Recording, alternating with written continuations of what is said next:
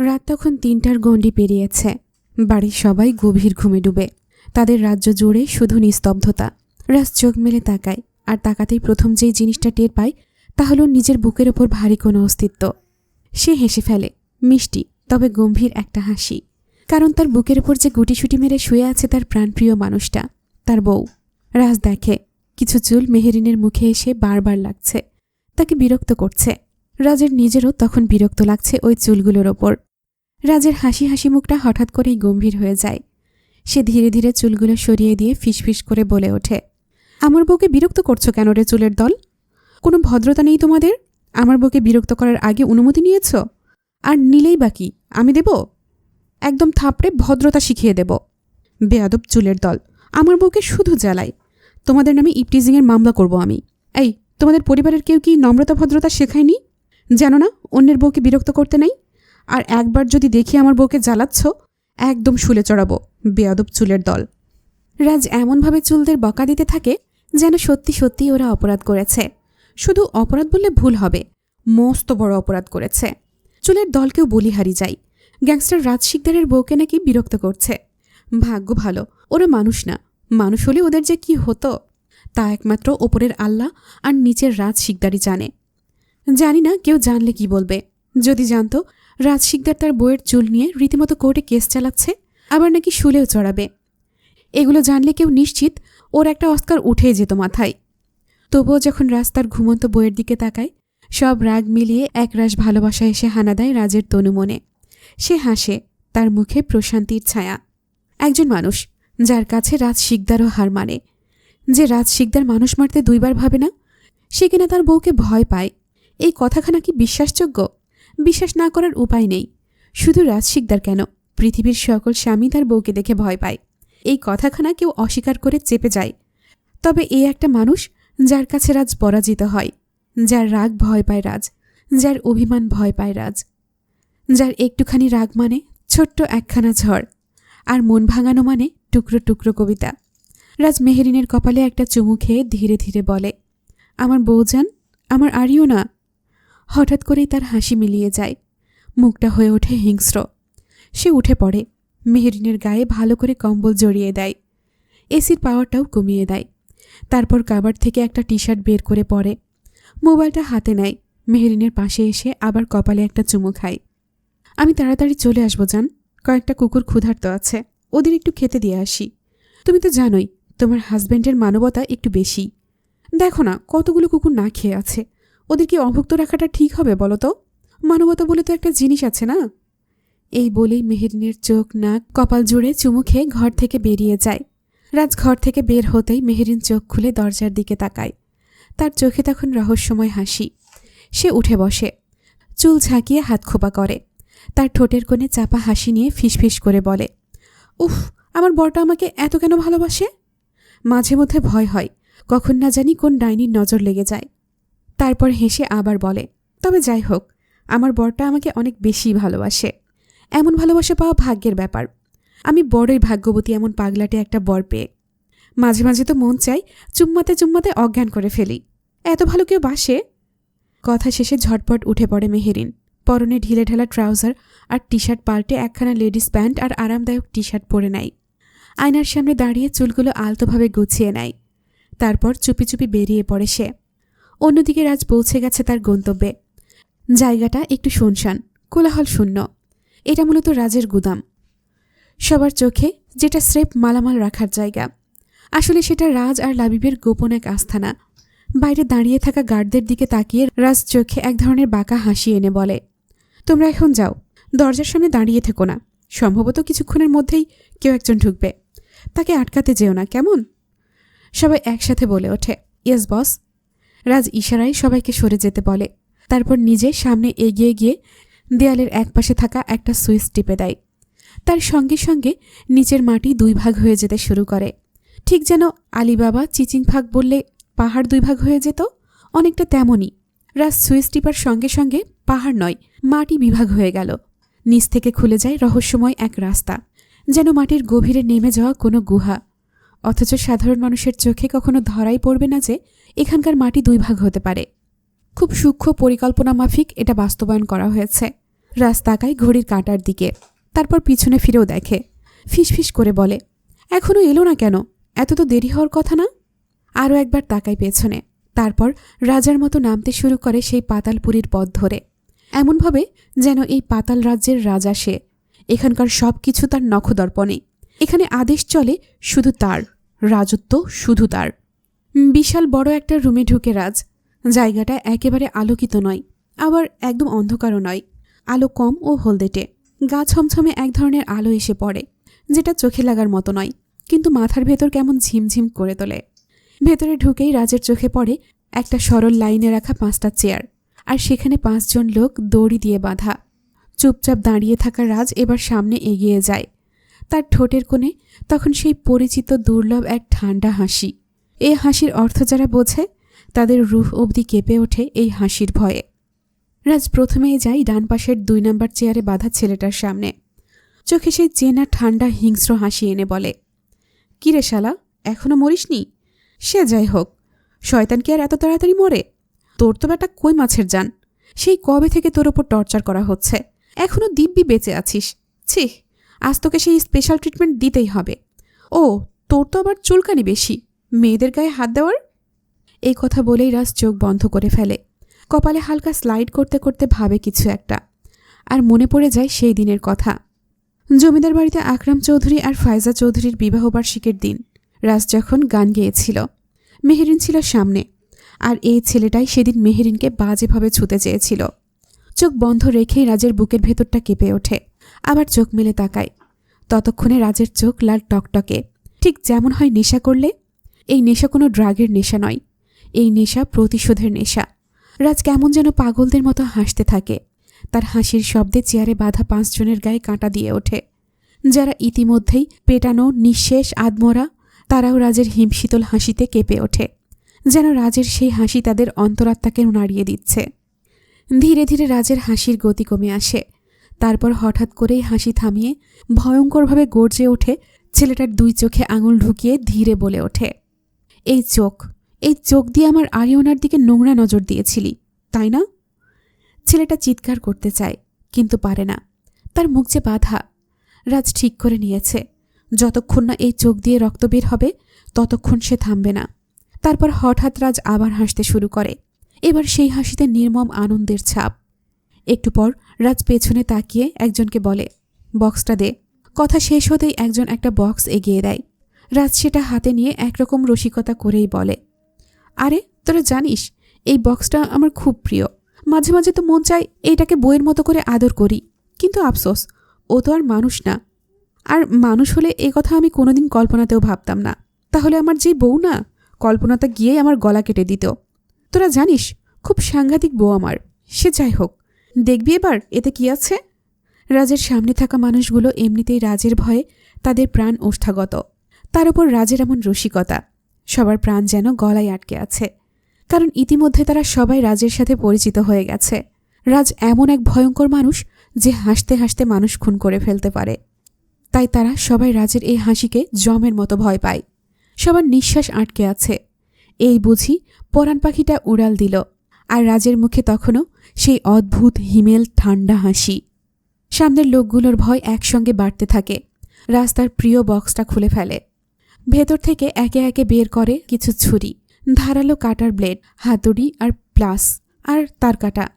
এই দৃশ্য দেখেই সামনে থাকা লোকগুলোর যেন প্রাণ পাখি উড়াল দেওয়ার জোগাড়। প্রাণে বাঁচতে ছটফট করতে থাকে তারা। রাজ হালকা হেসে একটার পর একটা জিনিস হাতে নেয়। তারপর একটা ছুরি হাতে তুলে নেয়। একটা বাঁকা হাসি দিয়ে এক টানে ছেলেটার ডান হাতের সব আঙুল কেটে ফেলে। ছেলেটা চিৎকার দিতে পারে না, শুধু চোখ দিয়ে পানি গড়ায়। রাজ নিঃসংকোচে সেই কাটা আঙুলগুলো একটা একটা করে টেবিলের ওপর সাজায়। তারপর এক একটাকে টুকরো টুকরো করে ফেলে, একদম কুচি কুচি যাকে বলে। আর ওগুলো এমনভাবে সাজায় যেন মাংসের দোকানের মাংসর টুকরো। এই অবস্থায় রাজকে দেখলে কেউ মানুষ ভাববে না, এ যেন পেশাদার কসাই। হঠাৎ রাজ চিৎকার করে বলে, গরম পানি নিয়ে আয়। একটা লোক দৌড়ে আসে। রাজ ইশারা করতেই আরও 2 জন আসে। ওই ছেলেটার হাত আর বাঁধন খুলে চেপে ধর তাকে। রাজ এখনও হাসছে, কিন্তু সেই হাসি আর হাসি নয়, বরং মৃত্যুর করাল ছায়া। সে ছেলেটার হাত ধরে ফুটন্ত পানিতে ডুবিয়ে দেয়। এক মুহূর্তেই ছেলেটার হাতের চামড়া উঠে আসে। সে মরণ যন্ত্রণায় চিৎকার করে, শরীর কাঁপে, মুখ দিয়ে ফটফট শব্দ বের হয়। রাজ তার দিকে তাকিয়ে উন্মাদ হেসে বলে, তোকে একেবারে মারব না, একটু একটু করে যন্ত্রণা দিয়ে মারব। এমন সময় আসবে তুই মৃত্যু চাইবি, বাট পাবি না। তারপর রাজ লোকদের নির্দেশ দেয়, ওকে নিয়ে যা, নিয়ে সেবা যত্ন করে সুস্থ করে তোল। ওর জন্য আরও অনেক কিছু বাকি আছে এখানে। ওকে বুঝতে হবে ও কার দিকে নোংরা নজর দিয়েছিল, হাত বাড়িয়েছিল নোংরা স্পর্শ করার জন্য। লোকগুলো তাকে তুলে নিয়ে চলে যায়। রাজ এবার তাকায় বাকি 4 জনের দিকে। তারা সবাই ভয়ে ঘামছে, কাঁপছে। রাজ এগিয়ে যায় শাফিনের দিকে, হেসে বলে, আরে বোন জামাই যে। উপস, সরি, আমি তো পরিচয় দেইনি। কেন বোন জামাই বললাম ভাবছিস তো? শাফিন বিহ্বল চোখে তাকিয়ে থাকে। বাকি 3 জন তো প্র্যাকটিক্যালি কাপড় নষ্ট করে ফেলেছে। রাজ গম্ভীর হয়ে বলে, কি হলো বল, জানতে চাস না? শাফিন দ্রুত মাথা নাড়ে। রাজ সামনে গিয়ে বসে বলে, হৃদ, চিনিস তো ওকে? শাফিন মাথা নাড়ে। রাজ মাথা দুলিয়ে বলে, ও আমার বেস্ট ফ্রেন্ড, আর বেস্ট ফ্রেন্ডের বোন জামাই তো আমারও বোন জামাই, তাই না? শাফিন তাড়াতাড়ি মাথা নাড়ে। তারপর রাজ ফিসফিস করে বলে, তোর সাথে আমার আরও একটা সম্পর্ক আছে, জানিস? শাফিন 2 দিকে মাথা নাড়ে, ভয়ে শিউরে ওঠে। রাজ একই ভঙ্গিতে বলে, আমি তোর বাবার বন্ধুর ছেলে। আমার বাবার সাথে তোর বাবার বন্ধুত্ব ছিল। শাফিনের চোখ যেন বাইরে বেরিয়ে আসার উপক্রম। রাজ এবার নিঃশব্দে হেসে বলে, চিনতে পারছিস তো? শাফিন কিছু বলে না। রাজ এবার ঝাঁঝিয়ে উঠে বলে, তোর বাবা আর হৃদের বাবা মিলে আমার বাবাকে মেরে ফেলেছে, তার সমস্ত সম্পত্তি দখল করে নিজের ব্যবসা দাঁড় করিয়েছে। আর তোরা সেই টাকাতেই বড় হয়েছিস, ফেয়ার লাইফ লিড করছিস, মেয়ে পটিয়েছিস, ভালো স্কুল ইউনিভার্সিটিতে পড়েছিস, সব অন্যের টাকায়, আমার টাকায়, আমার বাবার টাকায়। এই কথা শোনা মাত্রই শাফিন মাথা নিচু করে। রাজ আবার বলে, যত যাই হোক, তুই বোনের জামাই বলে কথা। তোকে কি যেমন তেমন আপ্যায়ন করলে চলবে বল? তোকে স্পেশাল আপ্যায়ন করতে হবে। তাই তোর জন্য স্পেশাল কিছুর একটা আয়োজন করছি। এ কথা বলেই রাজ বাঁকা হাসে। তারপর একটা ছুরি হাতে নিয়ে ঘোরাতে থাকে। শাফিনের চোখ ছুরির দিকে ঘোরে, আর রাজ সেই ছুরি এমনভাবে ঘোরায় যেন খেলনা। হঠাৎ সেই ছুরি ছুঁড়ে মারে রাজ। ছুরিটা গিয়ে গেঁথে বসে শাফিনের বাঁ চোখে, আর ছুরি লাগার সাথে সাথেই কলকলিয়ে চোখ থেকে রক্ত ঝরতে থাকে। রাজ হাততালি দিয়ে বলে, আরে বাহ, আমার নিশানা দেখি আগের মতোই আছে। তার হাসি দেখে মনে হচ্ছিল যেন 7-8 বছরের একটা বাচ্চা তার প্রিয় খেলনা পেয়েছে। তারপর রাজ দাঁত চেপে বলে, এই নোংরা চোখ দিয়ে আমার জান পাখির দিকে কামনার দৃষ্টিতে তাকিয়েছিলি, তাই না? আর কিছু বলবে, ঠিক তখনই আরেকটা ছুরি এসে গেঁথে যায়। এবারের ছুরিটা শাফিনের ডান চোখে গেঁথে যায়। পেছনে না ফিরেই রাজ বলে, উফ, কি নিশানা মাইরি, পুরাই পাক্কা নিশানাবাজ। ঠিক তখনই পেছন থেকে মেহেরিন হেসে ওঠে, নিশানা পাক্কা না হলে চলবে? তাহলে তো লোকজন আপনার নামে বদনাম ছড়াবে, বলবে গ্যাংস্টারের বউ নিশানা লাগাতে পারে না। রাজ পেছনে ফিরে হেসে বলে, এই রাত্রে ঘুম নষ্ট করে না এলে হতো না বউজান? মেহেরিন আদুরে গলায় বলে, স্বামী। রাজ 2 হাত ওপরে তুলে বলে, ওকে ওকে বউজান, যা ইচ্ছে তাই হোক। মেহেরিন হাসে, এসে রাজের গায়ে ঘেঁষে দাঁড়ায়। রাজ তাকে এক হাতে জড়িয়ে নেয়। আজ আর না, চলো আর একদিন। মেহেরিন হেসে বলে, আর একটু প্লিজ। রাজও হেসে ফেলে। মেহেরিন রাজের গালে একটা চুমু খেয়ে এগিয়ে যায় শাফিনের দিকে। কোনো কথা না বলে পা তুলে শাফিনের মেন পয়েন্টে একটা লাথি মারে। তারপর পা দিয়ে পিষতে থাকে, বলতে থাকে, এটাই তো, তাই না, যা মেয়ে দেখলেই নিষ্পিস করে? এটা না থাকলে কি আর মেয়েদের দেখে চুলকাবে? এই বলে আরও জোরে পিষতে থাকে। একে তো 2 চোখের ওপর এমনভাবে আঘাত করা হয়েছে, তার উপর আবার স্পর্শকাতর জায়গাতেও এমন অত্যাচার। শাফিন একটা চিৎকার দিয়েই অজ্ঞান হয়ে যায়। রাজ নিজের মেন জায়গা ঢেকে বলে, বউ, এভাবে আমার সামনে অন্য এরিয়াতে পা দিও না প্লিজ। আমি কিন্তু লাবিবের মতো দুর্বল হার্টের না, তাও আমার হার্ট ব্লক হয়ে যাবে। মেহেরিন হেসে ছেড়ে দেয়, আর রাজের দিকে ধমকে বলে, চুপ করুন, চলুন বাড়ি যাব, লজ্জা লাগে না? আধা রাতে বউকে ফেলে চলে আসেন, আমি ভয় পাই না বুঝি? রাজ মনে মনে বলে, এই মেয়ে নাকি ভয় পায়, ওকে দেখলে তো আমারই আত্মা শুকিয়ে যায়। যেভাবে মানুষ মারে এভাবে তো আমিও মারতে পারি না। আবার বলে তার নাকি ভয় লাগে। তবুও মুখে বলে, আমার ভুল হয়েছে, আর হবে না, চলো চলো। এই বলেই রাজ মেহেরিনকে নিয়ে বেরিয়ে পড়ে বাড়ির উদ্দেশ্যে। সকাল 8টা। মেহেরিন আর রাহি মিলে সবার জন্য নাস্তা বানাচ্ছে। বাজার করা হয়ে গিয়েছিল আগেই, হয়তো রাজ করিয়ে রেখেছে। মানুষটার সব দিকে নজর থাকে। তখনই রাজ গলা চড়িয়ে বলে, বউ, কফি দাও। মেহেরিন হাসে। রাহি মেহেরিনকে ধাক্কা দিয়ে বলে, আহা কি প্রেম, ভাইয়া দেখি তোকে চোখে হারায়। মেহেরিনও পাল্টা রাহিকে ধাক্কা দিয়ে বলে, রাকিব ভাইও তো কম প্রেম দেখায় না, বিয়ের পর সেও তোকে চোখে হারাবে। রাকিব নামটা শোনা মাত্রই রাহির লজ্জায় লাল নীল হয়ে যায়। তা দেখে মেহেরিন হেসে ফেলে। রাহি দৌড়ে সরে যায়, আর মেহেরিন হাসতে হাসতে কফির মগ নিয়ে রাজের কাছে যায়। কফি দিয়ে বলে, বাসায় শুধু আমরা একা না, ওকে, তাই এমন বউ বউ করবেন না। রাজ হেসে বলে, আমার বউ আমি ডাকবো, এতে মানুষ থাকুক বা না থাকুক তাতে আমার কি। মেহেরিন বলে, নষ্ট পুরুষ। রাজ বাঁকা হেসে বলে, নষ্টমি একটু করবো না কি বউ। মেহেরিন চোখ রাঙিয়ে চলে যায়। রাজ তখন ঘর কাঁপিয়ে হেসে ওঠে। বাইরে এসে মেহেরিনও হাসে, মাথা নাড়িয়ে আবার রান্নাঘরে ফিরে যায়। কিছুক্ষণ পর একে একে উঠে আসে লাবিব, শান্ত ও রাকিব। লাবিব এসে বলে, ভাবি। মেহেরিন হেসেই বলে, বসো, দিচ্ছি এখনই। মেহেরিন ট্রেতে করে 3 মগ কফি নিয়ে আসে ওদের জন্য। রাকিব কফি হাতে নিয়ে হেসে বলে, ধন্যবাদ ভাবি। মেহেরিনও হেসে বলে, ভাইয়া। রাকিব হাসে। শান্ত কফিতে এক চুমুক দিয়ে বলে, আহা আহা, শালিকা কি কফি বানায়, মা রে মা। তারপর দুঃখী মুখ করে বলে, তোমার বান্ধবীটাকে একটু শেখাও। রান্নাবান্না না, মানে সারাদিন তো আর আমার মাথা খেয়ে পেট ভরবে না। মেহেরিন হেসে বলে, তাহলে সাহস থাকলে তার সামনেই বলো তো। শান্ত ঢোক গিলে বলে, কেন বোন, যাই না শুই না আমার মতো আলাভোলা ছেলেকে জমের মুখে ফেলতে চাও কেন? একটু কি দয়া মায়া নেই? সবাই হেসে ফেলে ওর কথা শুনে। লাবিব বলে, ভাবি, বরকনে উঠেনি এখনো? মেহেরিন হেসে বলে, না, উঠবে হয়তো একটু পর। মেহেরিন আবার রান্নাঘরের দিকে চলে যায়। এদিকে লাবিব, রাকিব আর শান্ত একে অপরের দিকে তাকিয়ে বাঁকা হাসে। কফির মগগুলো রেখে সবাই একসাথে দৌড়ে চলে যায় হৃদের ঘরের দিকে। গেই একসাথে দরজায় কড়াঘাত দিতে থাকে। রাকিব বলে, এই ওঠ, আর কত? শান্ত বলে, অনেক হয়েছে বাপ, আর কত মধু খাবি? মৌচাক তো তোরই, সারা জীবন খেতে পারবি, এখন উঠে পড় বাপ। ওদের এত ডাকাডাকিতে ঘুম ভেঙে যায় হৃদের।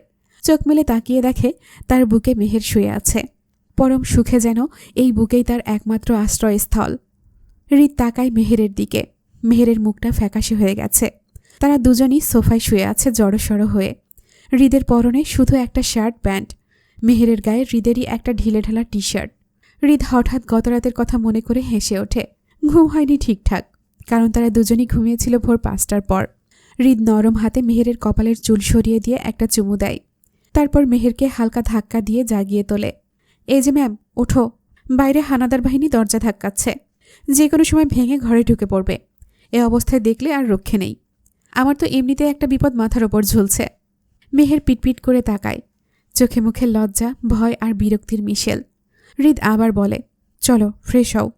মেহের উঠে দাঁড়াতে চায়, কিন্তু সারা শরীর যেন জমে আছে। টনটনে ব্যথায় কুকড়ে যায়। ঠোঁট উল্টিয়ে বলে, আপনি খুব খারাপ। হৃদ হেসে বলে, তো আমি কখন বলেছি যে আমি ভালো? মেহের রাগ করে একটা কিল মারে হৃদের বুকে। হৃদ হেসে মেহেরকে কোলে তুলে নেয় আর সোজা ওয়াশরুমে নিয়ে গিয়ে নামিয়ে দেয়। 10 মিনিটের মধ্যে মেহের গোসল শেষ করে একদম ফ্রেশ হয়ে বের হয়। মেহের বেরোতেই হৃদ বলে, তুমি দাঁড়াও, আমি দরজা খুলছি। বলেই হৃদ গিয়ে দরজার লক ঘুরিয়ে দেয়। আর দরজা খোলা মাত্রই হুড়মুড় করে 3জন বাদর ঢুকে পড়ে। ঘরে ঢুকেই চেঁচিয়ে ওঠে, কি মাম্মা, কি অবস্থা, সব ভালো তো? মেহের জানে এখন নিশ্চয়ই অনেক লজ্জার পালা আসবে, তাই সুযোগ বুঝে সাথে সাথেই কেটে পড়ে। ডাইরেক্ট রান্নাঘরে চলে যায়। ঘরে তখন আসে রাজ। এসেই বলে, কি ভাইরা ভাই, সব ঠিক তো? হৃদ হাসে, একদম। রাজ কিছু একটা বলতে যাবে, ঠিক তখনই শান্ত চিৎকার করে ওঠে, আরে শালা, খাট তো ভেঙে ফেলছে। শান্তর কথায় সবার নজর খাটের দিকে যায়। খাটের যে কি অবস্থা, সবাই একসাথে বলে ওঠে, আরে। লাবিব বলে, ব্রো, তোমার তো সেই পাওয়ার, একদম কাকলি ফার্নিচারের খাট ভেঙে দিলা গুরু। শান্ত বলে, মামা, তুই এটা কেমনে করলি? রাকিব বলে, ভাই, তুই কি কাল রাতে কোনোভাবে কলকাতা হারবাল খাইছিলি? সত্যি করে বল, না হলে এত পাওয়ার আসার কথা না। শান্ত কথা কেড়ে নিয়ে বলে, হ্যাঁ তাই তো, আমি তো ভাবছিলাম তোর মেশিনে জং ধরে গেছে, অকেজো হয়ে গেছে। ভাবছিলাম সকালবেলায় ভাবি কান্না করবে, বলবে আমি জোয়ান একটা মাইয়া, জং ধরা যন্ত্রের লগে আমায় দিছে বিয়া। আর আমরা সান্ত্বনা সহকারে বলবো, থাক ভাবি, কান্না কইরো না, আমরা তোমাকে একটা সুস্থ সবল পোলা খুঁজে আবার বিয়ে দিব। লাবিব মাথায় হাত দিয়ে বসে পড়ে। ও মাই গড। হৃদ হালকা হাসে। I M A gentleman, so এটা তো হওয়ারই ছিল, তাই না? তখনই রাজ আহাজারি শুরু করে। হায় হায় রে, আমাদের এই কি সর্বনাশ হইল রে। হৃদ ভাই, তুই কেমনে পারলি আমার এমন ছোট শালিকার উপর এত অত্যাচার করতে? তোর মধ্যে কি একটুও মায়া দয়া নাই? হায় হায়, কি জল্লাদ লোকের লগে শালির বিয়া দিলাম গো। হৃদ কিছু বলে না। আজ সে বুঝে গেছে মুখে তালা লাগানোই বুদ্ধিমানের কাজ, আর নিঃসন্দেহে সে বুদ্ধিমান। শান্ত বলে, ভাই কত, কোন হারবাল খাইছিলি? রাকিব বলে, মনে হয় ইমরান হাশমির লগে সাক্ষাৎ কইরা আইছিল, আর টিপসও পাইছে। শান্ত আবার বলে, আহারে বেচারি, কি অত্যাচারীরা সহ্য করল। রাজ হৃদের কলার ধরে বলে, আমার শালি যদি তোর ভালোবাসার লোড না নিতে পারে, অক্কা পাইতো, তখন কি হইতো বল? লাবিব বলে, আচ্ছা, খাটটা যে ভাঙল এটার জন্য সম্পূর্ণ দায় কি শুধু ভাইয়ের? রাকিব, শান্ত আর রাজ একসাথে বলে ওঠে, অবশ্যই ওর। রাজ বলে, ওর মতো একটা হাতি আমার মশার মতো শালির উপর উঠে নাচানাচি করলে তো খাট ভাঙবেই। কপাল ভালো তাই আমার শালিটা জীবিত আছে, তুই তো আজ বেঁচে গেলি, না হলে তো আমি তোর নামে খাট ভাঙার মামলাই করে দিতাম। লাবিব বলে, কিন্তু খাট ভাঙার তো কোনো মামলা নাই। রাজ বলে, চুপ বলো, না থাকলে বানিয়ে নেব। হৃদ ডোন্ট কেয়ার ভাব নিয়ে দাঁড়িয়ে ওদের কথা শুনছে, যেন কিছুই হয়নি। ঠিক তখনই রাজ একটা কবিতা বলে, বাসর রাত, মিঠে আলো, হৃদ ভাই কয়, বউ আমি তোমাকে আজ বাসবো ভালো। খাটটা বলে, মাপ করো ভাই, আমার হাড়ে নাইকো জোর। একটা ঠেলা আর একটা ঠুস, খাট দিল শেষ নিঃশ্বাসটুকু ফুস। বউ কান্দে, খাটও কান্দে, প্রেমের মাঝে কাটা সাজে। আহা আহা, হৃদ ভাঙল খাট, এটা যে পুরোটাই অবিশ্বাস। এখন সময় দুপুর 12টার মতো বাজে। মেহেরিন ছুটে চলেছে শিকদার বাড়ির দিকে। রূপা বেগম জরুরি তলব করেছেন। কেউ একজন এসেছে মেহেরিনের সঙ্গে দেখা করতে। বাড়ির কাজকর্ম গুছিয়ে মেহেরিন রওনা দেয় নিজের বাড়ির দিকে। সাথে রাহিও আছে। একা একা নাকি তার বোর লাগবে, তাই মেহেরিনের সঙ্গে যাওয়া। হৃদ মেহেরকে নিয়ে বেরিয়েছে। না বের হয়ে বা কী করবে বেচারা। গতরাতে খাট ভাঙা নিয়ে কী যে শুরু করেছিল সবাই, কি পচানোটাই না পচালো বেচারাকে। অবশেষে মেহেরিন একটা বুদ্ধি দিল, ঘুরে আসাই ভালো। মেহেরিনের কথাটা হৃদের মনে ধরেছে। বউ নিয়ে সময় কাটানোও হবে, আবার এদের হাত থেকে বাঁচাও হবে। হৃদকে তো ঘরে রাখা দায়। 20 মিনিটের মধ্যেই সে বউ নিয়ে হাওয়া। রাজ, লাবিব অফিসে, শান্ত, রাকিব নিজেদের মতো বেরিয়ে গেছে। আর মেহেরিন, রাহি শিকদার বাড়ির উদ্দেশ্যে রওনা দেয়। মাত্র 10 মিনিটেই পৌঁছে যায় তারা। বাড়িতে ঢুকেই দেখে একজন মেয়ে সোফায় বসে আছে। বয়স হবে হয়তো 24-25। পোশাকে আধুনিকতার ছোঁয়া, দেখতে বেশ সুন্দরী ও স্মার্ট। মেহেরিনকে দেখে সে একরকম করে তাকায়। তার চোখের দৃষ্টিতেই কেমন যেন একটা প্রশ্ন জড়ানো। মেয়েটিকে দেখে মেহেরিনের কপাল কুঁচকে যায়। মনে মনে ভাবে, এ আবার কে? রাহি পাশ থেকে ফিসফিস করে বলে, এটা কে মেহ আপু? মেহেরিনও ফিসফিস করে উত্তর দেয়, জানি না রে, হয়তো মামুনি ওনার কথাই বলছিল, চল আমার সাথে, ফ্রেশ হবি। বলেই ওরা উপরে চলে যায়। ফ্রেশ হয়ে 5 মিনিটের মধ্যে নিচে নামে মেহেরিন। সবার আগে যায় রূপা বেগমের ঘরের দরজায়। মামুনি আসব? রূপা বেগম গম্ভীর কণ্ঠে বললেন, আসো বৌমা। হাসি মুখে এগিয়ে যায় মেহেরিন। রূপা বেগমের গম্ভীর মুখ দেখে জিজ্ঞেস করে, মামুনি কি হয়েছে? আপনাকে এমন লাগছে কেন? শরীর খারাপ কি? রূপা বেগম বললেন, না বৌমা, কিছু হয়নি, আমি ঠিক আছি, তুমি চিন্তা করো না। তবে মেহেরিন চিন্তিত, কারণ রূপা বেগম এমন গম্ভীর স্বভাবের না। সবসময় তার মুখে মিষ্টি হাসি থাকে। আজকের এমন চেহারার মানে নিশ্চয়ই কিছু আছে। কি হয়েছে মামুনি? রূপা বেগম বললেন, আসার সময় একটা মেয়েকে দেখেছ নিশ্চয়ই। মেহেরিন মাথা নাড়ে, হ্যাঁ। ওর নাম জেসি। রাজবাবা যেই কোম্পানির সঙ্গে প্রায় 2 বছর ধরে কাজ করছে, মিস্টার জাফর, তার একমাত্র মেয়ে জেসি তোমার সঙ্গে দেখা করতে এসেছে। মেহেরিন ভ্রু কুঁচকে বলে, আচ্ছা, তা না হয় বুঝলাম, কিন্তু আপনার মুখ দেখে মনে হচ্ছে আপনি কোনো কারণে চিন্তিত। মামুনি, দয়া করে বলুন না, কি সমস্যা? রূপা বেগম মেহেরিনের হাত ধরে বলে, তুমি বুদ্ধিমতী, সবকিছু সামলে নেয়ার ক্ষমতা আছে। আমার মন বলছে এই মেয়েটা এমনি এমনি আসেনি, ওর কোনো উদ্দেশ্য আছে। মেহেরিন এবার মুখ শক্ত করে বলে, মামুনি, আপনি কি বলতে চাচ্ছেন? এই জেসি নামের মেয়েটা ওনাকে? রূপা বেগম মাথা নাড়ে, হ্যাঁ, মেয়েটা বড়লোক বাবার দুলালি। সে রাজকে পছন্দ করে প্রথম দেখার পর থেকেই, কিন্তু রাজবাবা সব সময় এড়িয়ে চলেছে। হয়তো ওর বাবার কাছ থেকেই জেনেছে রাজের বিয়ে হয়েছে, আর সেটা জেনেই এখানে এসেছে। রূপা বেগম মেহেরিনের চোখে চোখ রেখে বলে, তুমি বুদ্ধিমতী, জানো তোমাকে কি করতে হবে। আমি কখনোই বলবো না যে ব্যবসার লাভ লোকসান ভেবে কথা বলো। সে যাই হোক, রাজ সামলে নেবে। ও যদি কিছু উল্টাপাল্টা করে, তুমি যে রাজ শিকদারের বউ সেটা বুঝিয়ে দেবে। বলেই রূপা বেগম বাঁকা হেসে ওঠেন। মেহেরিনও বাঁকা হাসে। উফ মামুনি, আপনি এত সুইট কেন বলুন তো? রূপা বেগমও মেহেরিনের মতো করে বলে, উফ আমার বৌমা এত কিউট যে, তাই।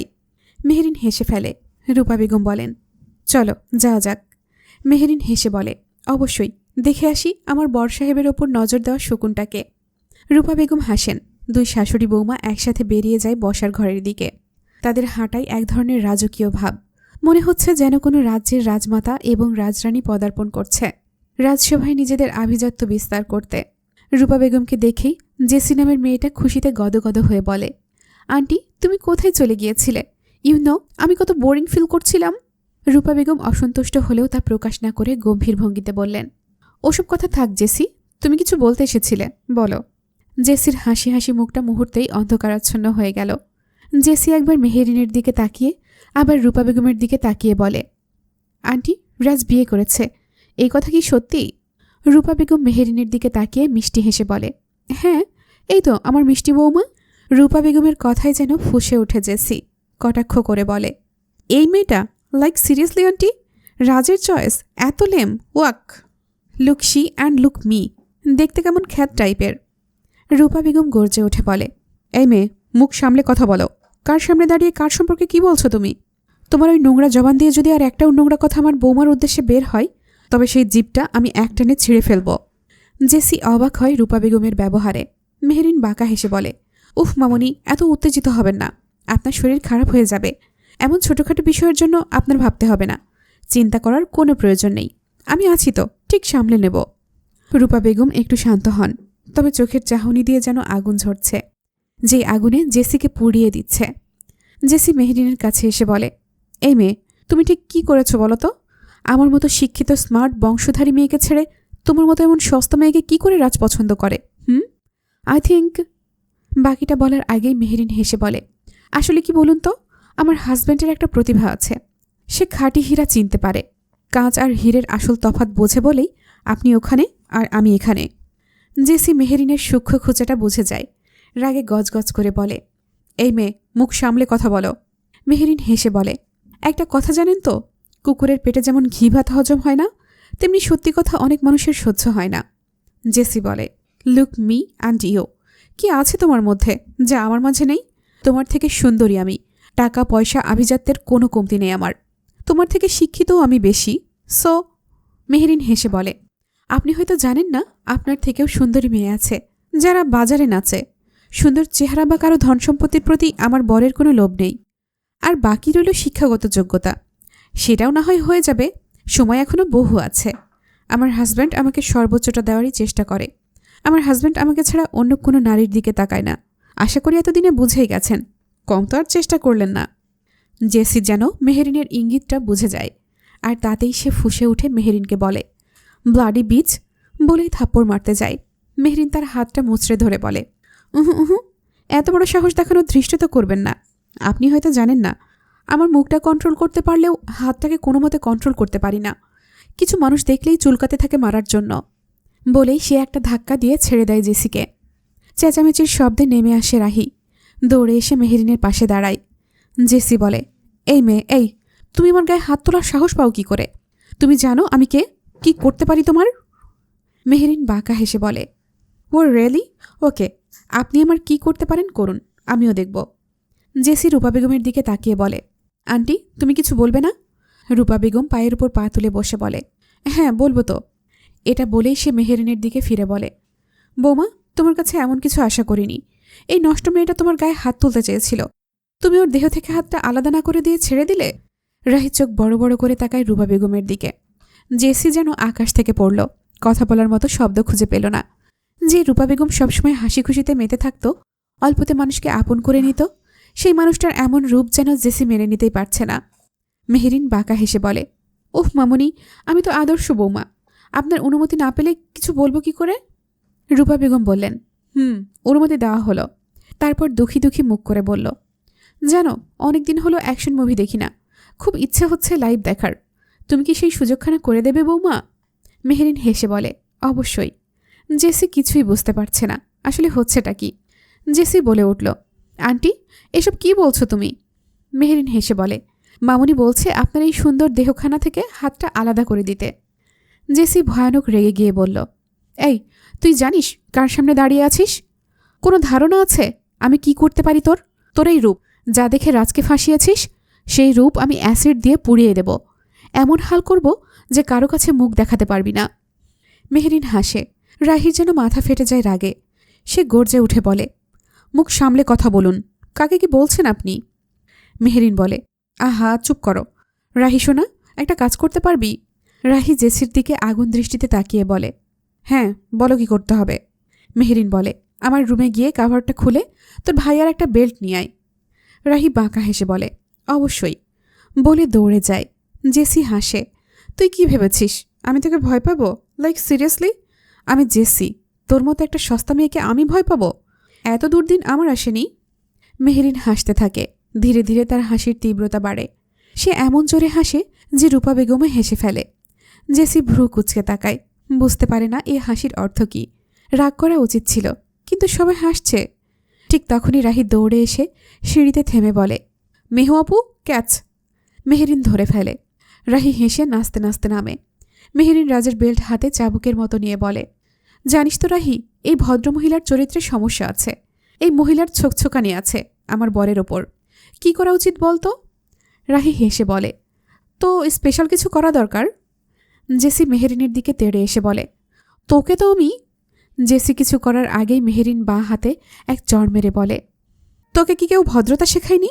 এত যে শিক্ষাগত যোগ্যতার বড়াই দেখাস, এই শিক্ষার ছেড়ে আমি তোকে আপনি করে বলছি, আর তুই আমাকে তুই তুকারি করছিস, হারামজাদি। চড় খেয়ে জেসির মাথা চক্কর দিয়ে উঠল। তবে সেও কম যায় না। সে মেহেরিনকে ধরতে যায়, গর্জে উঠে বলে, তোর এত বড় সাহস! মেহেরিন সরে যায়। ফলস্বরূপ জেসি গিয়ে পড়ে যায় সরাসরি রূপা বেগমের পায়ের কাছে। মুখ তুলে কিছু বলতে যাবে তার আগেই রূপা বেগম এক লাথি মেরে বলেন, যা সর মুখ পুড়ি। জেসি লাথি খেয়ে মুখ থুবড়ে পড়ে যায় মেহেরিনের পায়ের কাছে। মেহেরিন মুখ দিয়ে চুচু শব্দ করে বলে, আহারে, আলালের ঘরে দুলালির এই অবস্থা। জেসি ব্যথায় কুকড়ে যায়। এইদিকে মেহেরিনের শক্তপোক্ত চড়, অপরদিকে রূপা বেগমের এক লাথি। রাগে দাউ দাউ করে জ্বলে ওঠে সে। হুঙ্কার ছেড়ে বলে, ইউ! বলেই দাঁড়িয়ে এক ফুলদানি তুলে ছুঁড়ে মারে মেহেরিনের দিকে। মেহেরিন সময় মতো সরে যায়, আর সেই ফুলদানি গিয়ে পড়ে রাহির পায়ের কাছে। গায়ে লাগত, ঠিক সময়ে সরে যাওয়াই লাগেনি। সেটা দেখে রূপা বেগম আর মেহেরিন দুজনই রেগে আগুন। রূপা বেগম গিয়ে একটা কষিয়ে চড় মেরে বলে, তোর এত বড় সাহস, আমার বাড়ির মেয়ে বউয়ের গায়ে হাত তুলিস? ঠিক তখনই হাওয়ার গতিতে মেহেরিন এসে আর এক গালে চড় বসিয়ে দিল। তুই আমার বোনের ওপর, ননদের ওপর হাত তুলছিস, হারামজাদি। রূপা বেগম রাহিকে বলেন, মা রাহি। রাহি বলে, হ্যাঁ মামুনি। দরজাটা লাগাতো। রাহি বলে, অবশ্যই, বলেই দরজা আটকে দেয়। জেসি ঘাবড়ে যায় আর তোতলাতে থাকে, কি করছো তোমরা? দেখো, খুব খারাপ হয়ে যাচ্ছে কিন্তু। রূপা বেগম বললেন, খারাপ তো এখন তোর হবে। তোর কত বড় সাহস আমার বাড়িতে এসে আমার বৌমার সম্পর্কে বাজে কথা বলিস, আমার রাজবাবার পছন্দের দিকে আঙুল তুলিস। এই, কিসের দেমাগ তোর, এই সাদা চামড়ার? আমার রাজবাবা তোকে দেখা তো দূরের কথা, ফিরেও তাকায় না। কতবার সিডিউস করার চেষ্টা করেছিস, পেরেছিস কি? তোর কি মনে হয় তুই কি কি করেছিস আমি কিছুই জানি না? তোর প্রতিটি নোংরামির কথা আমি জানি। তিনি আরও বলেন, আর কোনোভাবে যদি রাজ জানতে পারে তুই বাড়িতে এসে ওর বউকে বাজে কথা বলেছিস, তোর এই সুন্দর শরীরটাকে পিস পিস করে কেটে বুড়িগঙ্গা নদীতে ভাসিয়ে দেবে, বুঝলি? মেহেরিন হেসে বলে, মামুনি, এই ছোটোখাটো বিষয়গুলো আমি দেখে নেব, আপনি উত্তেজিত হবেন না, অসুস্থ হয়ে যাবেন তো। আর আমি চাই না এমন ছোট লোকের জন্য আমার এত কিউট শাশুমা অসুস্থ হয়ে যাক। মেহেরিন রাজের বেল্টটা সামনে এনে বলে, খুব শখ ছিল না আমার বরকে ছোঁয়ার? আজ তোকে আমি আমার বরের ছোঁয়া দেব, একদম সারা শরীরে, এমনভাবে ছোঁয়া দেব যে তুই নাগিন ডান্স দিবি। বলেই সে বেল্ট দিয়ে মারতে শুরু করে। জেসি ব্যথায় কুকড়ে উঠে, চিৎকার করতে থাকে আর এদিক সেদিক ছোটে। রাহি ফোনে ভিডিও করছে, আর রূপা বেগম সোফায় বসে দেখতে দেখতে হাসছে। পাক্কা 10 মিনিট ধরে মারার পর মেহেরিন বেল্টটা ছুঁড়ে ফেলে। জেসির কাছে গিয়ে মুখটা চেপে ধরে বলে, তোর এই নোংরা মুখটা নিয়ে যেন আর কোনোদিন আমার সামনে না দেখি, আর না দেখি আমার বরের আশেপাশে ঘুরঘুর করতে। নষ্ট মেয়ে মানুষ কাকে বলে জানিস? বিবাহিত পুরুষদের দিকে যারা নজর দেয়, যাদের চরিত্রেই সমস্যা থাকে। তবে তোর চয়েস ভালো, কিন্তু কপাল খারাপ। তুই যার দিকে হাত বাড়িয়েছিস সে মানুষ কেবল আমার, আমি বাদে সব মেয়ে ওর জন্য হারাম। তার মনে শুধু আমার বিচরণ, অন্য কারো প্রবেশ তো দূরের কথা, আশেপাশে আসাও মানা। তার মনের অলিতে গলিতে শুধু মেহেরিন নামক নারীর চলাচল, বাকি নারীর নিঃশ্বাসও তার জন্য বিষাক্ত। সেখানে তুই কেন? বিশ্ব সুন্দরী আসলেও লাভ নেই। জেসি কান্না করতে করতে বলে, আমাকে ছেড়ে দাও। মেহেরিন বাঁকা হেসে রাহির দিকে তাকিয়ে বলে, রাহি, দরজাটা খুলে দে। রাহি দরজা খুলে দেয়। এক প্রকার ঘাড় ধাক্কা দিয়ে জেসিকে বের করে দেয় মেহেরিন। দরজাটা ঠাস করে ওর মুখের ওপর লাগিয়ে দেয়। পাশ ফিরে তাকিয়ে মেহেরিন হেসে ফেলে। তার সঙ্গে হেসে ওঠে রাহি আর রূপা বেগম। রাহি বলে, যা দিলি না মেহু আপু, আই এম পুরাই ফিদা। তারপর রূপা বেগমের দিকে ফিরে বলে, মামনি, তোমার কিকটা কিন্তু আরও জোশ ছিল। বলেই তিনজন মিলে হেসে ওঠে। এখন সন্ধ্যা 7টা। সবাই মিলে আড্ডা বসিয়েছে, শুধু রাহি ঘুমাচ্ছে। হাসি মজা খুনসুটিতে আড্ডা জমে উঠেছে। দুপুরের খাবার খেয়েই রাহি আর মেহেরিন ফিরে আসে লাবিবের ফ্ল্যাটে। তারপর একে একে সবাই এসে গেছে। আজকের আড্ডায় আরও একজন আছে, সে হলো মেহবুবা। সবাই যে এত মজা করছে শুনে সে আর থাকতে পারেনি, চলে এসেছে। তবে সেটা নিছক একটা অজুহাত। বাস্তবে সে এসেছে তার প্রিয় মানুষটার কাছাকাছি থাকার লোভে। ভালোবাসা এক অদ্ভুত রোগ। এই রোগে আক্রান্ত হয়ে মানুষ কখনো হয় আবেগী, কখনো অভিমানী, কখনো হিংস্র, কখনো বা শিশুর মতো সরল। ভালোবাসা বড়ই অদ্ভুত। ভালোবাসা পেলে তা হয় পরিপূর্ণতা, আর না পেলে হয় অপূর্ণতা। এই ছোট্ট জীবনে ছোট ছোট চাওয়াগুলোর ভেতর ভালোবাসা এক অনন্য চাওয়া, যা সবাই চায়। যে পায় সে ভাগ্যবান, আর যে হারায় সে দুর্ভাগা। আড্ডা চলছে, হাসি খুনসুটি ঠাট্টা প্রেম খোঁচা সব মিলে বৃষ্টির মতো মজার এক সন্ধ্যা। হঠাৎ লাবিব বলে, আমার ভালো লাগছে না, তোমরা আড্ডা দাও, আমি একটু রেস্ট নেই। বলেই সে উঠে দাঁড়ায়। রাজ ভ্রু কুচকে বলে, অফিসে তো মাথা খেয়ে ফেলেছিলি, বাসায় এসে আজ নাকি আড্ডা দিবি। আড্ডা দিতে দিতে তোকে মুরগির বদলে আন্ডা দিতে বললেও পারবি। এখন তোর আরামের ব্যামো ধরে গেল। রাজের কথায় সবাই হেসে গড়াগড়ি। লাবিব মনে মনে বলে, নিজে প্রেম করবে তা কিছু না, আমি একটু প্রেম করতে গেলেই তার বাগড়া দেওয়া শুরু। এমন বড় ভাই থাকলে কপালে প্রেম, বিয়ে, বাসর, হানিমুন এসব কিছুই জুটবে না। এগুলো আর মুখে বলার সাহস হলো না, তাই মুখে বলল, মাথা ধরেছে আর বুকেও একটু ব্যথা করছে। মেহেরিন চিন্তিত গলায় বলল, লাবিব, তুমি বরং রুমে যাও, আমি কফি পাঠাচ্ছি, রেস্ট নাও। রাজ বলে, যাও বাপ যাও, তুমি যে কেন রেস্ট নিতে চাচ্ছ আমি জানি। এখন রেস্ট নেওয়ার নামে রুমে যাবি, আর তোর ভাবিকে বলবি কফি পাঠাতে। আর ভাবি নিশ্চয়ই আমার ছোট শালিকে পাঠাবে। সেই সুযোগে তুই রাসলীলা করবি, হ্যাঁ? লাবিব চোখ বন্ধ করে মনে মনে বলে, যা শালা, বুঝেই গেল, প্ল্যানটা মাঠে মারা গেল। তারপর দাঁত বের করে বলে, আরে ভাই, উল্টাপাল্টা ভাবছ, আমি তো। রাজ হাত তুলে বলে, থাক বাপ, আমাকে আর বলতে হবে না। তোর ভাবনার দৌড় কোন পর্যন্ত তা আমি বেশ ভালো করেই জানি। একটুও সাহস হলো না এখনো। ছি, এই তুই আমার ভাই আবার অ্যাসিস্ট্যান্ট? আমাকে দেখে কিছু শেখ বেটা। আমার যখন প্রেম পাই দাঁড়াই বলি, বউ রুমে চলো, আমার বউ বউ পাচ্ছে। মেহেরিন রাজের বাহুতে কিল মারে, বাকিরা হেসে গড়ায়। রাজ আবার বলে, তোর থেকে তোর হৃদি ভালো, বাসর রাতে খাট ভেঙে দিল। এই কথা শুনেই মেহের কাশতে শুরু করে। রাস্তা দেখে বলে, বাহ বোন বাহ, তোরা করবি দোষ নাই, আর আমি বললেই কাশি উঠে যায়। বাহ বোন বাহ, মানবতা আজ কোথায়? রাজ হৃদকে বলে, হৃদ বাপ, তোকেও বলি হারি, এত পাওয়ার তোর? হৃদ ঠান্ডা গলায় বলে, অন্তত তোর থেকে কম ভাই, আমি অন্তত তোর মতো নৌকায় উল্টায় পড়িনি। রাজ বলে, ওটা তো একটা অ্যাক্সিডেন্ট ছিল ভাই, নৌকায় প্রবলেম ছিল, শালার নৌকাও আমার সঙ্গে বেইমানি করল। কি বলবো আর দুঃখের কথা, শালার কারো মধ্যে মানবতা নেই। হৃদ দুঃখী দুঃখী কণ্ঠে বলে, ভাই আমারও সেই একই দুঃখ, খাট বেইমানি করল, তুই নৌকা উল্টে পড়লি আর আমি খাট ভেঙে। ওদের কথাই সবাই হেসে ওঠে। মেহেরিন আর মেহের কেসে ওঠে। রাজ এগিয়ে আসে, হাতে 2 গ্লাস পানি, একটা মেহেরকে আর একটা মেহেরিনকে দিয়ে বলে, খাও, এত কাশাকাশি কি আছে? আমরা কি পরকীয়া করছি? বিয়ে করে যা মন চাই করেছি, কারো কিছু চিরে যাবে না, বুঝেছ? বুঝো নাই? মেহেরিন চুপচাপ পানিটা মুখে তোলে।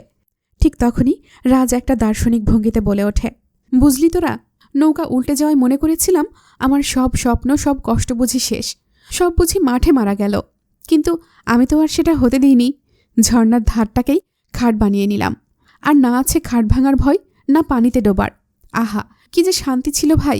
প্রকৃতির মাঝে ঝর্ণার কলকল শব্দ আর ঝিঝি পোকাদের ডাক। মেহেরিনের মুখ ভর্তি পানি উঠে যায় নাক মুখ দিয়ে, সাথে সাথেই কাশতে শুরু করে। রাজ পিঠে হাত বুলিয়ে বলে, ষাট এত কাশাকাশি করার কি আছে বউ? কথা তো সত্যি। মেহেরিনের চোখে জল, হাতে মুখ চাপা দিয়ে দৌড়ে যায় পাশের ঘরে। ওকে দৌড়াতে দেখে সবাই হাসতে হাসতে লুটোপুটি খায়। হৃদ ঠান্ডা গলায় বলে, হ্যাঁ ভাই, কি যে একটা বলমার্কা ফিলিং। খাট ভেঙে পড়ে যাওয়া ছিল, কাজ শেষ করার আগেই সব শেষ। এটা শুনে মেহের আর মেহেবুবাও সহ্য করতে না পেরে উঠে বসে, পালিয়ে বাঁচে হাসির হাত থেকে। আর বাকিরা হাসতে হাসতে শেষ। একটা অন্ধকার ঘর, যেখানে নেই কোনো বিদ্যুতের আলো, নেই দিনের আলোর ছোঁয়া, শুধু একটি চেয়ার। আর সেই চেয়ারেই বাঁধা অবস্থায় আছে এক ব্যথাতুর গর্ভবতী নারী। শরীরে অসংখ্য আঘাতের চিহ্ন, ঠোঁটের কোনায় লেগে থাকা রক্তের বিন্দুগুলো আধা শুকনো, যেন জিভেই বলে দিচ্ছে ওই নারী অনেক চেষ্টা করেছিল নিজেকে রক্ষা করার, তবুও শেষ রক্ষা হয়নি। সে গর্ভবতী, তাই তো সে এই অবস্থায়। আসলে কিছু কিছু পরিস্থিতি মানুষের জীবনে এমন সময় নিয়ে আসে যেখানে সে যতই শক্তিশালী হোক না কেন, দেহের জোর আর কাজ করে না। এই নারীর ক্ষেত্রেও তাই হয়েছে। না হলে এই নারীকে আটকে রাখার বা ধরার ক্ষমতা কার ছিল? সে দুর্বল নয়, সে নিরুপায়। সে যদি একা থাকত তবে হয়তো তাকে ধরতে আসা সেই নিকৃষ্ট লোকগুলোর লাশ পাওয়া যেত, আর না হলে তাদের হাড়গোড় গুঁড়ো হয়ে মাটিতে মিশে যেত। সে দুর্বল নয়, পরিস্থিতির শিকার। কারণ এখন সে আর একা নেই, তার ভেতরে আছে ছোট্ট আরেকটা প্রাণ, যাকে পৃথিবীতে আনতেই এই নারীর আত্মসমর্পণ, নিজের পরাজয় মেনে নেওয়া, কিছু নিকৃষ্ট মানুষের কাছে নিজেকে সমর্পণ, যা সে কখনো জীবন থাকলেও করত না। কিন্তু এইবার সে মরতে পারে না, কারণ তার গর্ভে যেই প্রাণটা রয়েছে তার জন্য তাকে বাঁচতে হবে। ধীরে ধীরে বড় হচ্ছে সেই সন্তান, আর যে বেশি দিন নেই ভূমিষ্ঠ হওয়ার। আর তাই তাকে বাঁচাতেই এই নারী নিজের সব কিছু বিসর্জন দিয়েছে। এই প্রথম আত্মসমর্পণ, শুধু তার ভূমিষ্ঠ না হওয়া সন্তানের জন্য। একজন মা নিজের সন্তানের জীবন বাঁচাতে নিজের জীবন বিসর্জন দিতে দুইবার ভাবে না, তাই এই নারীও তাই করেছে। নিজের জীবনের কথা, জেদ, রাগ ও বীরত্বের কথা না ভেবে ভেবেছে তার অনাগত সন্তানের কথা। এই অনাগত সন্তানকে ঘিরে আছে অনেক মানুষের অনেক আশা, অনেক ভালোবাসা। এই ভূমিষ্ঠ না হওয়া শিশু হবে অনেকের চোখের মণি, বেঁচে থাকার কারণ। আর সেই শিশুকে পৃথিবীর আলো দেখাতে আজ এই নারী রাজপ্রাসাদ ছেড়ে এই বন্ধ অন্ধকার ঘরে বন্দী, যেখানে একটুও আলো নেই। কিন্তু এই নারী এক রাজরানীর মতো দুঃসাহসিক জীবনযাপন করা নারী, যার একটা ইশারায় তার স্বামী নামক মানুষটা তার পায়ের কাছে এনে সব রাখার জন্য সদা প্রস্তুত থাকে। নিয়তির খেলায় আজ সে বন্দী। তবে প্রশ্ন একটাই থেকে যায়, এই রাজরানীকে কি খুঁজছে তার মহারাজ? হয়তো খুঁজছে, না শুধু খুঁজছে না, পাগলের মতো খুঁজছে। সময় এখন কত বাজে বলা যায় না, দিন না রাত তাও বোঝার উপায় নেই। চেয়ারে বাঁধা সেই নারী জ্ঞান ফিরতেই টিপ টিপ করে তাকায়, মুখে অস্পষ্ট উচ্চারণ, কবি সাহেব। ধীরে ধীরে চোখ মেলে তাকায় চেয়ারে বাঁধা মেহেরিন। অনুভব করে তার হাত পা যেন অসহ্য ব্যথায় জর্জরিত, পুরো শরীরটা যেন জমে এসেছে। একটাই অনুভূতি, যন্ত্রণা। মেহেরিন এবার পুরোপুরি চোখ মেলে, আস্তে আস্তে উপলব্ধি করে সে কোথায়। গাল বেয়ে গড়িয়ে পড়ে এক ফোঁটা অশ্রুবিন্দু। কি হবার ছিল আর কি হয়ে গেল, এই ভাবনাতেই যেন ডুবে যায়। সে কাঁদে, ধীরে ধীরে তীব্রতা বাড়ে কান্নার। এবার আর চেপে রাখা যায় না, আত্মচিৎকারে ফেটে পড়ে। এই অসহায়ত্বে সে কাঁদে, কাঁদে অসহায়ভাবে। এই যে শরীর জুড়ে এতগুলো আঘাত, এই যে পেটে চাপ পড়ছে, এই যে গর্ভের সন্তানের কিছু হয়ে যাওয়ার আশঙ্কা, এইসব কি অসহায়ত্ব নয়? মনে হচ্ছে ভেতর থেকে সে ছোট্ট প্রাণটা কাতর স্বরে বলছে, আম্মু আমার কিছু হবে না তো? তুমি আমাকে বাঁচাবে না আম্মু? আম্মু আমার খুব কষ্ট হচ্ছে। সেই কষ্টে মেহেরিনের ভেতরটা খান খান হয়ে যাচ্ছে। মনে হচ্ছে কেউ যেন তার হৃদয় কুঁচকে দিচ্ছে। কলিজায় শতবার ছুরি চালিয়েছে। সে কাঁদতে কাঁদতেই বলে, আমার সোনা, কিচ্ছু হবে না, তোমার আম্মু তো আছেই, কিছু হতে দেবে না তোমার। তোমার আম্মু আছে সোনা, আমি আছি, আমি আছি তো। বলতে বলতে আবার কান্নায় ভেঙে পড়ে। একদিকে নিজের বর্তমান অবস্থা, অন্যদিকে রাজের কথা মনে পড়ে যায়। কি করছে লোকটা? পায়নি তাকে, হয়তো পাগলের মতো খুঁজছে চারপাশে। তবে আবার মনে হয় এত চিন্তা করলে গর্ভের সন্তানের ওপর প্রেশার পড়বে, এতে তার ক্ষতি হওয়ার আশঙ্কা আছে। আস্তে আস্তে নিজেকে সামলে নিতে চায়, কিন্তু অনেকক্ষণ চিৎকার করে কান্নার ফলে তার কাশি উঠে যায়, গলা শুকিয়ে যায়, তৃষ্ণায় গলা জ্বলে যাচ্ছে। মনে হচ্ছে এক ফোঁটা পানি না পেলে এখনই মরে যাবে। সেই কষ্টেই বলে ওঠে, পানি, পানি। একজন লোক দরজার পাশে দাঁড়িয়েছিল অনেকক্ষণ ধরেই। মেহেরিনের সমস্ত চিৎকারের সাক্ষী সে। হয়তো বিবেকের তাড়নায় এগিয়ে আসে, লাইটটা জ্বালিয়ে দেয়। একটু পানি এগিয়ে ধরে মেহেরিনের মুখের কাছে। আস্তে করে বলে, কেঁদো না বোন, নিজের কথা না ভাবো, তোমার সন্তানের কথা ভাবো। আমি শুনেছি এই সময় চিৎকার করলে সন্তানের ক্ষতি হয়। কোনো শব্দ করো না। কেউ যদি জানে আমি তোমাকে পানি দিয়েছি, তারা আমাকে মেরে ফেলবে। তাড়াতাড়ি খেয়ে নাও। মেহেরিন বুদ্ধিমতী, সে পরিস্থিতি বুঝে কোনো শব্দ না করে পানি খেয়ে ফেলে। খাওয়া শেষে কৃতজ্ঞতার চাহনিতে তাকায় লোকটার দিকে। লোকটা মেহেরিনের মাথায় হাত রেখে বলে, চিন্তা করিস না বোন, তোর উপকার করতে না পারলেও তোর ক্ষতি করব না। তোর মতো আমারও একটা বোন ছিল, ঠিক তোর মতোই। আমি তখন রাজমিস্ত্রির কাজ করতাম। অভাব ছিল সংসারে, কিন্তু শান্তির অভাব ছিল না। আমার বোনকে কলেজে ভর্তি করিয়েছিলাম অনেক কষ্ট করে। সে খুব পড়তে চাইত, অনেক দূর পর্যন্ত পড়াবো বলে নিজেও বিয়ে করিনি। আমার বউ এসে যদি বোনকে সহ্য না করতে পারে, সে ছিল আমার পৃথিবী। কিন্তু জানিস, আমরা ছিলাম গরিব। সেই গরিবটাই ছিল আমাদের একমাত্র অপরাধ। কলেজের এক বড়লোক বাবার ছেলে আমার বোনকে ভালোবাসল। সে প্রেমের প্রস্তাব দিল, কিন্তু আমার বোন রাজি হলো না। তাই তাকে অ্যাসিড ছুঁড়ে পোড়ানো হলো। তাও ছাড়ল না। জানিস, পোড়া শরীর নিয়েই তাকে তুলে নিয়ে গিয়েছিল। জানোয়ারটা আমার বোনের ইজ্জত আর জীবন দুটোই কেড়ে নিল। এই দুনিয়ায় আর কেউ রইল না আমার। তারপর আমি চলে এলাম এই কালো রাজত্বে। কথা বলেই সে দুর্বল হাসল। তারপর আবার বলল, সেই জানোয়ারের বাচ্চাটাকে পাঠিয়ে দিয়েছি জাহান্নামে। কথা শেষে মেহেরিনের দিকে তাকায়। সেও তাকিয়ে থাকে লোকটার দিকে, চোখে জল। মেহেরিন মনে মনে ভাবে, মানুষের জীবনে কত না জানা কষ্ট দুঃখ লুকিয়ে থাকে। লোকটা বলল, বোন, তুই এখানে এলি কিভাবে? মেহেরিন একটা দীর্ঘশ্বাস ফেলে লোকটার দিকে তাকিয়ে বলল, আগে আমার পেটের বাঁধনটা একটু খুলে দাও ভাইয়া। লোকটা চমকে উঠে তাকায়। তার চোখে যেন হঠাৎ এক জলের ঢেউ নেমে আসে। ভেতরে জমে থাকা অশ্রুরা গড়িয়ে পড়ার অপেক্ষায় কাঁপছে। সে আস্তে করে বলে, আর একবার বলবি বোন? কতদিন হলো শুনি না এই ডাকটা। মেহেরিনের চোখে পানির সঙ্গে মুখে একটুখানি হাসিও ফোটে। চোখের কোণ বেয়ে গড়িয়ে পড়ে এক ফোঁটা জল। সে বলে, ভাইয়া, তোমার বোন আর তার সন্তানের কষ্ট হচ্ছে। একটু পেটের বাঁধনটা খুলে দাও না, অথবা ঢিলা করে দাও। মেহেরিন এবার ভালো করে তাকায় লোকটার দিকে। লোকটার দুই চোখ যেন গভীর সমুদ্র। মুখে মায়া, কপালে কাটা লম্বা দাগ, গায়ে রুক্ষ পোশাক, মুখে চাপ দাড়ি। লোকটা কাপা হাতে চোখ মোছে। তারপর বলে, হ্যাঁ হ্যাঁ দিচ্ছি। তুই শুধু এমনভাবে থাকবি যেন তোর বেশি কষ্ট হচ্ছে, ঠিক আছে? মেহেরিন মাথা নাড়ে। লোকটা সাবধানে তার শরীরের সব বাঁধন খুলে দেয়, এমনভাবে যেন চাইলে মেহেরিন নিজেকে খুলতে পারে। তারপর মাটিতে বসে পড়ে।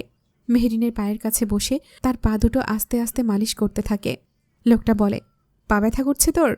মেহেরিন আতকে উঠে বলে, ভাইয়া, তুমি কি করছো? পা ধরো না।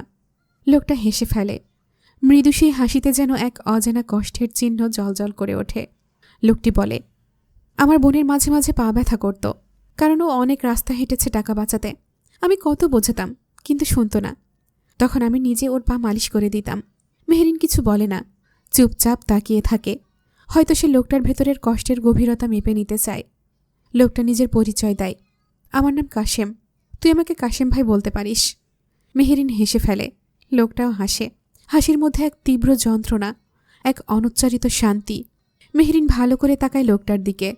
কৃষ্ণবর্ণের তামাটে মুখ, চোখে গভীরতা, ঠোঁট সরু টিয়া পাখিদের মতো, কপালে লম্বা একটা কাটা দাগ, গায়ে ছেঁড়া সাদা শার্ট, কালো রঙের প্যান্ট, মুখ জুড়ে চাপ দাড়ি। মেহেরিন একটা দীর্ঘশ্বাস ফেলে বলে, নিয়তি আজ এমন এক ভালো মানুষকে ঠেলে দিয়েছে এই অন্ধকার দুনিয়ায়। যদি কাশেম ভাইয়ের বোনটা আজ বেঁচে থাকতো, আজ হয়তো এই কষ্টটা তার জীবনে আসতো না। সে হয়তো এই অন্ধকার জগতের পথিক হতো না। কাশেম নামক লোকটি মেহেরিনের পা ধীরে ধীরে মালিশ করতে করতে বলে, এখানে এলি কিভাবে বোন? বললি না তো। মেহেরিনের চোখের কোণে দেখা যায় অশ্রুদের আনাগোনা। তারা যেন জোরে চিৎকার করতে চাইছে। মেহেরিন চোখে পানি নিয়েই হাসে। তার চোখে ভেসে ওঠে সেই অনাকাঙ্ক্ষিত ঘটনা। মেহেরের বিয়ের পর কেটে গেছে 2 বছর। এই 2 বছরে অনেক কিছুই পাল্টে গেছে। মেহেরের বিয়ের পর আবার নিয়মিত বিশ্ববিদ্যালয়ে যাওয়া শুরু করেছে মেহেরিন। আর এই পুরো পরিকল্পনার মাস্টারমাইন্ড ছিল রাজ। একদিন হঠাৎ রাজ বলে, কি ব্যাপার বউ, পড়াশোনাটা কি গোল্লাই গেছে? তুমি কি পড়াশোনা ছেড়ে দিতে চাও? এই দেখো, আমার সন্তানের মা মূর্খ থাকবে তা আমি মানতে পারি না। যখন বাচ্চারা বলবে আমার আম্মু ভার্সিটির গণ্ডি বেরোয়নি, তখন কি জবাব দেব আমি? তাই বুঝিয়ে সুঝিয়ে আবার মেহেরিনকে ভার্সিটিতে পাঠানো শুরু করে রাজ। মেহেরিন এখন 3য় বর্ষের ছাত্রী। মাহির স্কুল পার করে কলেজে পা দিয়েছে। মেহবুবা, লামিয়া, রাহি আর আরফা ইউনিভার্সিটিতে ভর্তি হয়েছে। মেহবুবা ও লাবিবের এঙ্গেজমেন্টও হয়ে গেছে। শান্ত আর চুমকিরও বিয়ে হয়ে গেছে। রাহি আর রাকিব এখন রীতিমতো প্রেম করে ঘুরে বেড়ায়। খুব তাড়াতাড়ি তাদেরও এঙ্গেজমেন্ট হবে। হৃদ স্টাডি শেষ করে ভালো একটা কোম্পানিতে চাকরি নিয়েছে। এখন ওরা লাবিবের ফ্ল্যাটে নয়, নিজের বাসায় থাকে, যেটা হৃদ নিজের টাকা দিয়ে বানিয়েছে। তবে অদৃশ্যভাবে রাজ অনেক সাহায্য করেছে, যা হৃদের অজানা। সাথী আর মৌ বিয়ে করে সংসার নিয়ে ব্যস্ত। আরশ ভালো একটা চাকরি পেয়ে গেছে এবং লামিয়াকে বিয়ের প্রস্তাব দিয়েছে। শিকদার বাড়ির সবাই রাজি। মেহেরিনের ডেলিভারির পর লাবিব আর লামিয়া দুই ভাই বোনের বিয়ে একসাথেই হবে বলে সিদ্ধান্ত নেওয়া হয়েছে। চারিদিকে যেন শুধু সুখ আর সুখ, সুখ উপচে পড়ছে। মেহেরিনের প্রেগনেন্সির এখন 9 মাস চলছে। যে কোনো সময় নতুন সদস্য আসবে, তা নিয়ে সবাই ভীষণ এক্সাইটেড। সেই দিন যেদিন মেহেরিন কনসিভ করেছিল, সেদিন রাজের কী পাগলামি। মেহেরিনকে কোলে নিয়ে বসেছিল বেশ অনেকক্ষণ। বাচ্চাদের মতো এদিক সেদিক লাফালাফি করছিল আর একটু পরপর বলছিল, আমি আমি বাবা হব, আমার সন্তান আসবে, ছোট ছোট হাত পা নেড়ে খেলবে, আধো আধো শব্দে আমাকে বাবা বলে ডাকবে। উফ বৌজান, আমার আরিও না, তুমি জানো না তুমি আমাকে কি দিয়ে ফেলেছ। তুমি আমাকে এত সুখের অনুভূতি দিচ্ছ। আমি বুঝতেই পারছি না কি করব এখন। তারপর হঠাৎ করেই মেহেরিনকে কোলে তুলে নেয়। মেহেরিনকে কোলে নিয়ে চলে যায় ছাদে। দুই হাত মেলে দাঁড়িয়ে চিৎকার করে বলেছিল, শোনো হে আকাশ বাতাস চাঁদ তারা, আমি বাবা হব। শুনছো তোমরা, আমি বাবা হব। এই দুনিয়ায় আমি আর একা থাকব না। শিকদার বংশের প্রদীপ নিভে যাবে না। শোনো আকাশ বাতাস, নির্বংশ হবে না শিকদার বংশ, তা এগিয়ে নেবে আমার সন্তানরা। আমি বাবা হব। তারপর আকাশের দিকে তাকিয়ে বলেছিল, আল্লাহ, তোমার দরবারে আমি শুকরিয়া আদায় করে শেষ করতে পারবো না। তুমি আমার জীবনটাকে সুখে সুখে ভরে দিয়েছ। বাড়ির প্রতিটি মানুষকে গিয়ে গিয়ে বলেছিল, জানো আমি বাবা হব, আমি বাবা হতে চলেছি। সেদিন রাজ যেন একেবারে একটা বাচ্চার মতো হয়ে গিয়েছিল। মেহেরিনকে জড়িয়ে ধরে অনেকক্ষণ কেঁদেছিল বাবা হওয়ার আনন্দে। কত হাজার চুমু খেয়েছে মেহেরিনের পেটে। এরপর থেকেই শুরু হয় রাজের নিখুঁত স্বামীগিরি। মেহেরিনের প্রতিটি ব্যাপারে সে খেয়াল রাখত, কখন কি খাবে, কি পরবে, তার মুড কেমন, সব। মেহেরিনের নানা মুড সুইং রাজ হাসি মুখেই সহ্য করত। একবার যখন মেহেরিনের 5 মাস চলছে, তখন একদিন গোসল করতে গিয়ে পড়ে যেতে যেতে বেঁচে যায় মেহেরিন। পায়ে একটু আঘাতও পায়। ওই দিন রাজ গিয়েছিল অফিসের এক জরুরি মিটিংয়ে।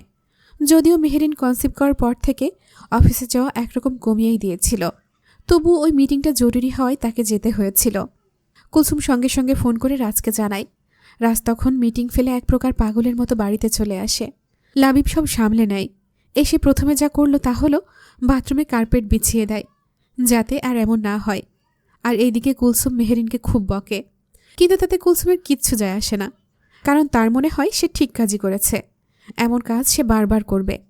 মেহেরিন বকলেও করবে, প্রয়োজনে মার খাবে মেহেরিনের হাতে, কারণ রাজ তাকে এই কাজেই রেখেছে। আপাতত তার কাজ একমাত্র মেহেরিনকে চোখে চোখে রাখা। আর রাজের দেওয়া কাজ কুলসুমের কাছে অনেক বড় কাজ, যা না করলে গর্দান যাবে। এই খবর দিতে গিয়ে যদি কেউ তার গলা কেটে দেয়, তাও সে দেবে। ওই দিনের পর থেকেই রাজ মেহেরিনকে একা গোসল করতে দিত না, সে নিজেই করিয়ে দিত। মেহেরিন রাগে দুঃখে কাঁদত, মারত, রাজ সব সহ্য করত, তবুও রাজ তাকে একা ছাড়ত না। ওই দিনের পর থেকে রাজ অফিস থেকেও রিটায়ার্ড নিয়েছিল। জরুরি কাজ থাকলে সে বাড়ি থেকেই করত। মিটিং থাকলে মেহেরিনকে এক বস্তা খাবার দিয়ে পাশে বসিয়ে রাখত। মেহেরিন রাজকে গালাগাল করতে করতে তা খেত, আর রাজ শান্তভাবে তার মিটিং করত আর চোখে চোখে রাখত মেহেরিনকে। আর মেহেরিন, সে তো মুড সুইংয়ের কারণে রাজকে মারত, বকত, মাঝে মাঝে অর্ধেক রাতে উঠে কাঁদত। রাজ তখন বুকে আগলে নিয়ে বলতো, এভাবে বসে বসে বকলে বা মারলেও ক্লান্ত হয়ে যাবে। আসো, বুকে আসো, এখানে শুয়ে পড়ো, তারপর আমার গোষ্ঠী উদ্ধার করো, মারও বকা দাও, যা ইচ্ছে করো। মেহেরিন আর কি বলবে, এমন করলে কি আর বকা যায়? আর খাওয়ার ব্যাপারটা, তা নিয়ে রাজ যা রকমের বাড়াবাড়ি করত। রাস্তার ঘরটাকে একদম খাবারের আখড়া বানিয়ে ফেলেছিল। এমন কিছু নেই যা সেখানে পাওয়া যাবে না। রাজ মাঝে মাঝে মেহেরিনকে নিয়ে ঘুরতে যেত। মেহেরিনের অদ্ভুত রকমের মুড সুইং হতো মাঝে মধ্যে। এই যেমন সে কোলে উঠবে, গান শোনাতে হবে, কামড়াতে ইচ্ছে হবে, বরফ খাবে, রাজের চুল টেনে ধরবে, আর রাজ সব মেনে নিত। মোট কথা মেহেরিন যা বলতো রাজ তাই করত। রাজ সারা রাত বসে বসে পা মালিশ করত, আর সুযোগ পেলেই পেটে কান দিয়ে সন্তানের সঙ্গে কথা বলতো। তার অনাগত সন্তানের সঙ্গে রাজের ছিল এক নিজস্ব জগৎ। রাজের ধারণা ছিল সে তার বেবির সাথে কথা বলে, আর তার বেবিও বলে। এই ব্যাপারটা মেহেরিন খুব উপভোগ করত। একদিন বেবি কিক দেওয়াতে মেহেরিন আটকে ওঠে, ব্যথায় চোখ মুখ বিকৃত করে ফেলে। তা দেখে রাজ কেঁদে ফেলেছিল। মেহেরিনকে জড়িয়ে ধরে বলেছিল, আই এম সরি বৌজান, তোমার এত কষ্ট হবে জানলে আমি কখনোই বেবি নিতাম না। এটা শুনে মেহেরিন প্রথমে খুব রেগে গিয়েছিল, কিন্তু যখন বুঝল মেহেরিনের কষ্টের জন্যই রাজ এমন বলছে, তখন হেসে রাজকে বুঝিয়েছিল, এই অল্প কষ্ট সহ্য করার ফলই তো খুব শান্তির কবি সাহেব। এত কষ্টের পর যখন সন্তানের মুখ দেখব, যে আপনার আমার অস্তিত্ব, আমাদের সন্তানের মুখটা, তখন এই কষ্টটাকে তুচ্ছ মনে হবে। মনে হবে এই মা হওয়ার সুখটা পাওয়ার জন্য এমন শত শত কষ্ট আমি সহ্য করতে রাজি। রাজ তখন মেহেরিনের পেটে কান পেতে বলেছিল, আমার আব্বাজান, আমার আম্মাজান, প্লিজ আমার বৌজানকে এত কষ্ট দিও না। তোমার বাবা তোমার থেকেও বেশি তোমার মাকে ভালোবাসে। তুমি তো বাবার লক্ষ্মী সোনা, আম্মুকে একদম কষ্ট দিও না, কেমন? তোমার আম্মু ছাড়া যে এই দুনিয়ায় তোমার বাবার আর কেউ নেই। তোমার আম্মুর কষ্ট হলে যে তোমার বাবার হৃদয়ে রক্তক্ষরণ হয় সোনা। তোমার বাবা যে তোমার মাকে অনেক বেশি ভালোবাসে। কষ্ট দিও না সোনা, বাবার কথা শুনবে তো? তুমি তো আমার লক্ষ্মী সোনা বাবা, শুনবে তাই না বলো?